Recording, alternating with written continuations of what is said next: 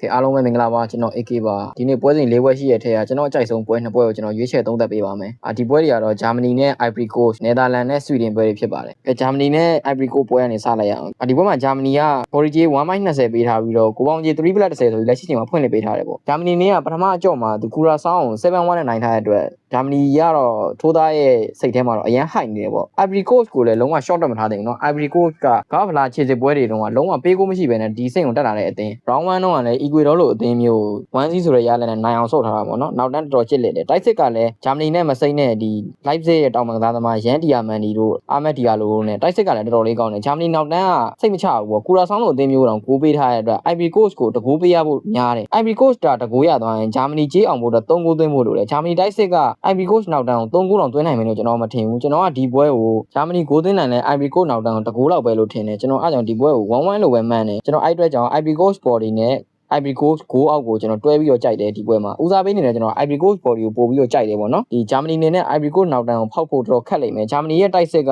ဟိုရိုရဲနေတဲ့အသင်းတွေကသူဂိုးသွင်းထားတာတိုက်စစ်မှာဒီကိုင်ဟာဘတ်တို့ကလုံးဝအကျက်တဲတွေကြားတဲ့ဂိုးသွင်းဖို့ဆိုရင်တော်တော်လေးတိုင်ပတ်တဲ့ကစားသမားတွေပေါ့နော် Ivory Coast ရဲ့နောက်တန်းကလုံးဝချစ်လက်လက်ကစားမှာဆိုတော့ဒီပွဲကိုကျွန်တော်ဂိုးအောက်လဲကြိုက်ပါတယ်ကျွန်တော်အားကြောင့်မို့ဒီပွဲ Ivory Coast body နဲ့ Ivory Coast ဂိုးအောက်ကြိုက်ပါတယ်ကျွန်တော် YouTube channel ကအသစ်ပြန်ဖွင့်လာတာမို့လို့ကျွန်တော် like and subscribe လုပ်ခဲ့ပါဦးနယ်သာလန်နဲ့ဆွီဒင်ပွဲစလိုက်ကြရအောင်နယ်သာလန်ကဒီပွဲမှာ body J 1+50 ပေးထားပြီးတော့ကိုအောင်ကြီး3+20 ဆိုပြီးဖွင့်ပေးထားပဲเนาะလက်ရှိချိန်မှာတော့နယ်သာလန်နေကပထမကြော့မှာဂျပန်ကိုအနိုင်ရလက်ရတော့မလို့သူတည်ကြပြီးတော့ရမှတ်တစ်မှတ်ပဲရထားတာပေါ့เนาะဆွီဒင်နေကတော့သူတူနီးရှားကိုနိုင်ပြီးတော့သူရမှတ်လုံးဝ3မှတ်အပြည့်ရထားတယ်အမှတ်လိုရချက်ရအောင် World Ranking ရအောင်ကစားသမားစုဖွဲ့မှုအရာရောနယ်သာလန်ရဲ့ဈေးကပြော့နေတယ်လို့ကျွန်တော်ကတော့ယူဆတယ်ဒါပေမဲ့ကျွန်တော်တို့ကဈေးနောက်ကြီးပဲလိုက်လို့မရဘူးကျွန်တော်တို့က fighter ဆိုတာမှန်ပေမဲ့ကျွန်တော်တို့ကြီးနောက်ကြီးပဲလိုက်ရင်လည်းအမှားတွေ့တတ်တယ်ပေါ့เนาะအဲကြောင့်ဒီပွဲကျွန်တော်က dash တရဲ့လုံးနိုင်စွမ်းနောက်ကိုကျွန်တော်လိုက်မယ်ဆွီဒင်ခြေစွမ်းကောင်းတာကိုမှန်တယ်ဒါပေမဲ့တကယ်အနိုင်လိုအပ်နေပြီဖြစ်တဲ့နယ်သာလန်ဘော်ဒီပဲကျွန်တော်ကျွေးလိုက်မယ်ဒီပွဲကတော့ကျွန်တော်ကိုပေါင်းတော့ရှောင်လိုက်ပါမယ်ဒီပွဲတော့ကျွန်တော်ကြေးကိုထွတ်ထားရတဲ့ထင်တဲ့အတွက်ကျွန်တော်နယ်သာလန်ဘော်ဒီရွေးရခြင်းဖြစ်ပါတယ်ကျွန်တော်ကြေးတန်းအရာတော့ကျွန်တော်တို့နယ်သာလန်ဘော်ဒီကိုမရွေးသင့်တာတော့မှန်တယ်ဒါပေမဲ့ကျွန်တော်ဒီညနယ်သာလန်ဘော်ဒီကိုပဲကြိုက်ပါတယ်ကျွန်တော်နယ်သာလန်ဘော်ဒီပဲရွေးပါမယ်ကိုပေါင်းတော့ရှောင်လိုက်ပါမယ်ဒီပွဲကျွန်တော်ဒီပွဲခံမှန်းရလက်2-1လို့မှန်းလို့ကျွန်တော်ကိုပေါင်းရှောင်လိုက်ပြီးတော့နယ်သာလန်ဘော်ဒီပဲကျွန်တော်ရွေးလိုက်တာပါအနှစ်ချုပ်အနေနဲ့ပြောရရင်ကျွန်တော်ရွေးခဲ့တာဒီ